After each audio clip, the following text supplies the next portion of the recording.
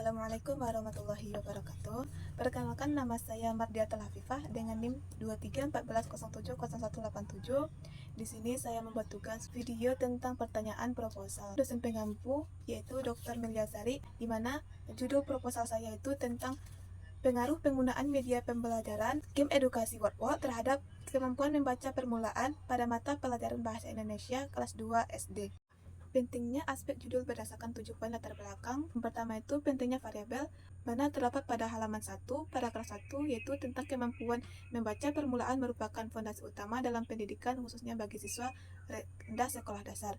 Membaca permulaan mencakup pengenalan huruf, suku kata, dan kalimat sederhana sebagai modal literasi dasar yang menjadi prasyarat keberhasilan belajar di semua mata pelajaran. Menurut Effendi et al.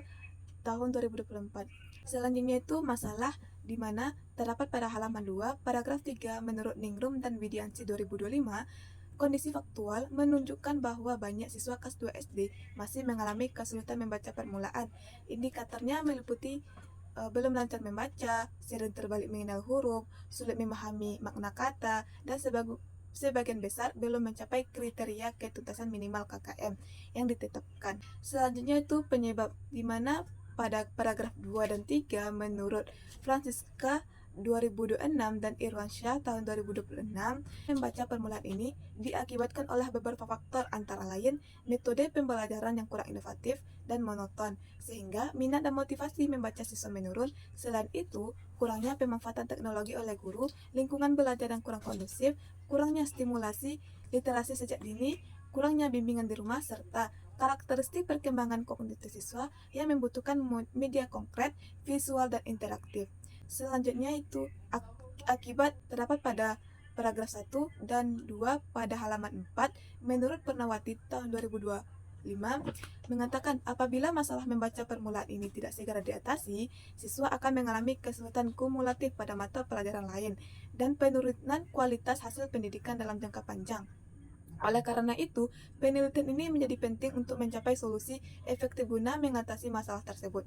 Selanjutnya, solusi pada halaman 4, paragraf 3, menurut Murtado dan kawan-kawan tahun 2023 menjelaskan media pembelajaran game edukasi Wordwall diusulkan sebagai solusi inovatif. Wordwall dapat menciptakan suasana belajar yang menyenangkan, meningkatkan motivasi, dan telah dinilai layak digunakan dalam pembelajaran bahasa Indonesia. Selanjutnya adanya gap terdapat pada halaman 5 pada paragraf 1 menurut Maya tahun 2026 mengatakan meskipun Wordwall telah banyak diteliti, sebagian besar fokusnya adalah motivasi dan hasil belajar umum. Hasil terbatasnya, kajian secara spesifik meneliti efektivitas Wordwall terhadap kemampuan membaca permulaan siswa kelas 2 SD melalui pendekatan eksperimen kuantitatif. Selanjutnya itu adanya novelty, terdapat pada paragraf 1 halaman 5, di mana yaitu menurut Yunsa Citra tahun 2025 mengatakan kebaruan atau novelty. Penelitian ini terletak pada fokusnya spesifiknya terhadap kemampuan membaca permulaan siswa kelas 2 SD menggunakan media pembelajaran game edukasi Wordwall dalam konteks mata pelajaran bahasa Indonesia dengan desain eksperimen yang membandingkan secara langsung dengan metode konvensional. Penelitian ini mengisi kekosongan kajian yang mendalam pada ranah tersebut, memberikan kontribusi empiris baru mengenai efektivitas Wordwall pada target populasi dan variabel yang spesifik. Rumusan masalah, di mana rumusan masalah pada proposal saya itu penelitian ini dirumuskan yang pertama, apakah terdapat pengaruh yang signifikan penggunaan media pembelajaran game edukasi Wordwall terhadap kemampuan membaca permulaan pada mata pelajaran bahasa Indonesia siswa kelas 2 SD. Yang kedua, seberapa besar pengaruh penggunaan media pembelajaran game edukasi Wordwall terhadap peningkatan kemampuan membaca permulaan siswa kelas 2 SD dibandingkan dengan metode pembelajaran konvensional. Nah, pada rumusan masalah ini muncul dari latar belakang masalah yang mengidentifikasi bahwa banyak siswa kelas 2 SD masih mengalami kesulitan dalam membaca permulaan, seperti belum lancar membaca, sering terbalik mengenali huruf, sulit memahami makna kata, dan sebagian besar belum mencapai kriteria ketuntasan dari minimal KKM. Bagaimana penelitian akan dilakukan untuk bisa menjawab masalah penelitian dari rumusan masalah tersebut? Penelitian ini akan dilakukan dengan pendekatan kuantitatif menggunakan jenis penelitian eksperimen, khususnya kuasi eksperimen dengan rancangan non-equivalence control group design, terdapat pada halaman 22-23. Desain ini melibatkan dua kelompok, yaitu kelompok eksperimen dan kelompok kontrol. Yang keduanya akan diberikan pretest dan posttest. Pertama, kelompok eksperimen akan diberikan pretest 01 untuk mengukur kemampuan membaca permulaan awal. Kemudian diberikan perlakuan berupa pembelajaran membaca permulaan menggunakan game edukasi word-word atau variabel X selama 4-6 kali pertemuan. Dan diakhiri protest atau 02 untuk mengukur kemampuan membaca permulaan setelah perlakuan. Kedua, kelompok kontrol akan diberikan pretest 03 yang setara dengan kelompok eksperimen.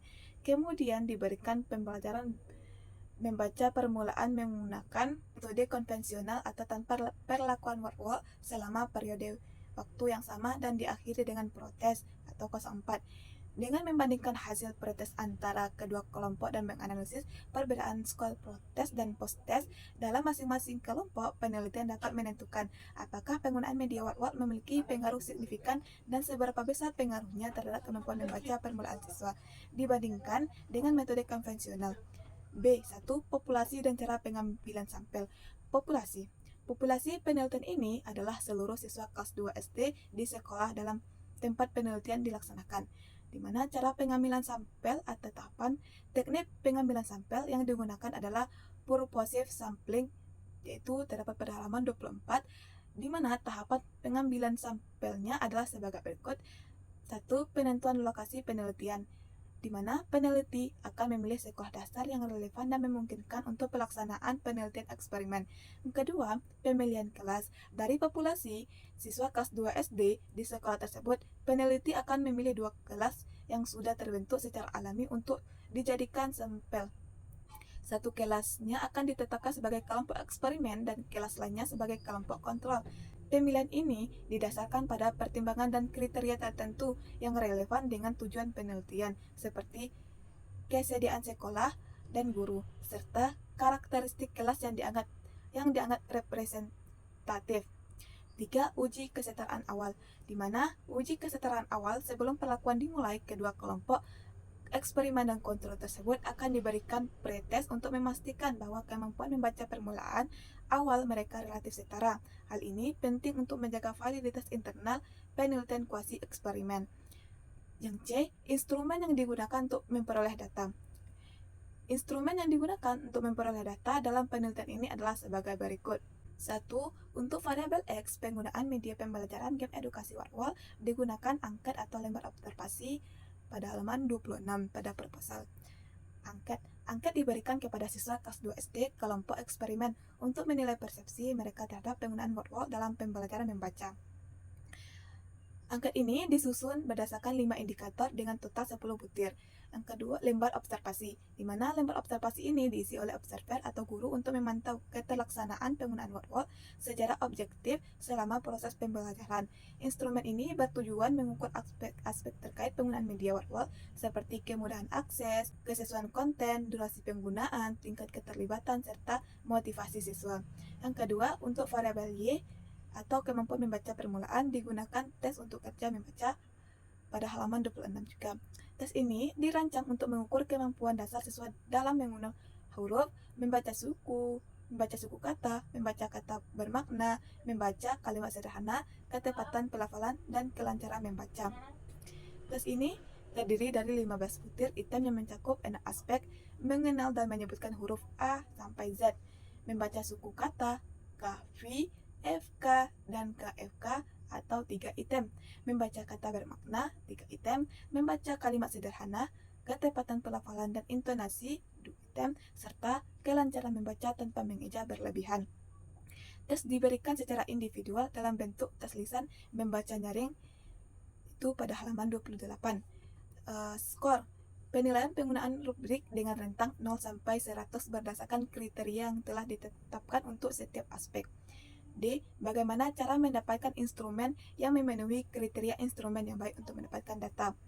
Untuk memastikan instrumen memenuhi kriteria yang baik, valid atau reliable, proposal ini menjelaskan tahapan sebagai berikut. 1. Penyusunan instrumen. Instrumen, kisi-kisi, angket, lembar observasi, variabel X, dan tes unjuk kerja membaca variabel Y. Disusun berdasarkan landasan teori dan indikator variabel yang telah ditetapkan. Kedua, validasi instrumen oleh ahli atau expert judgment. Instrumen yang telah disusun akan divalidasi oleh para ahli untuk menilai kesesuaian konten, konstruksi, dan bahasa. Hasil validasi ini akan digunakan untuk merevisi instrumen agar lebih sempurna dan sesuai dengan tujuan penelitian. Ketiga, uji coba instrumen. Setelah divalidasi oleh ahli dan direvisi, instrumen akan diuji cobakan pada sampel kecil di luar sampel peneliti yang sebenarnya. Selanjutnya, uji reliabilitas dilakukan untuk memastikan konsistensi dan stabilitas instrumen dalam mengukur. Instrumen yang reliable akan memberikan hasil yang konsisten jika digunakan berulang kali pada subjek yang sama dalam kondisi yang serupa. Dengan tahapan ini, instrumen yang diharapkan telah memenuhi kriteria. Bagaimana cara mengolah data dari setiap instrumen yang digunakan tersebut? 1. Tahap pengolahan data. Pertama, editing. Memeriksa kelengkapan dan konsistensi data dari angkat atau tes yang telah dikumpulkan. Data yang tidak relevan atau tidak lengkap akan diperbaiki atau dieliminasi. Yang kedua, coding, di mana memberikan kode numerik pada data yang telah diedit untuk memudahkan proses analisis statistik. Yang ketiga, adanya tabulating, memasukkan data yang sudah diberi kode dalam tabel, kemungkinan menggunakan perangkat lunak seperti Microsoft Excel. Selanjutnya, transformasi data, mengubah data ke bentuk yang sesuai jika diperlukan untuk analisis statistik lebih lanjut. Yang kedua, adanya teknik analisis statistik, di mana analisis data menggunakan statistik inferensial untuk membuat kesimpulan tentang populasi berdasarkan data sampel dan menguji hipotesis. Statistik deskriptif digunakan untuk mendeskripsikan data yang terkumpul, meliputi perhitungan rata-rata, standar deviasi, nilai minimum, dan nilai maksimum dari skor pretest dan post-test kedua kelompok. Penyajian statistik deskriptif ini dapat dilakukan menggunakan menu analis deskriptif statistik. Uji prasyarat analisis. Sebelum melakukan uji hipotesis, data akan diuji prasyaratnya. Pertama, uji normalitas menggunakan uji Shapiro-Wilk untuk sampel kecil N kurang 50 atau uji Kolmogorov-Smirnov untuk sampel besar dari 50. Data dinyatakan berdistribusi normal jika nilai signifikan kurang 0,05. Selanjutnya, uji homogenitas varians menggunakan uji Levens, di mana data dinyatakan homogen jika nilai signifikan kurang dari 0,05. Uji hipotesis, untuk masalah 1, pengaruh signifikan akan digunakan uji T berpasangan untuk menguji perbedaan rata-rata pretest dan post-test dalam satu kelompok. Kemudian uji T independen akan digunakan untuk membandingkan rata-rata skor Eigen antara kelompok eksperimen dan kelompok kontrol. Data dinyatakan memiliki pengaruh signifikan jika nilai signifikan kurang dari 0,05. Selain itu, analis juga akan digunakan untuk masalah 2, besar pengaruh akan dihitung efektif menggunakan rumus Cohen. Nilai D akan diinterpretasikan berdasarkan kriteria D kurang dari 0,2 dan D besar dari 0,8. Pengolahan data dapat dilakukan secara manual maupun dengan bantuan aplikasi statistik seperti SPSS, Excel.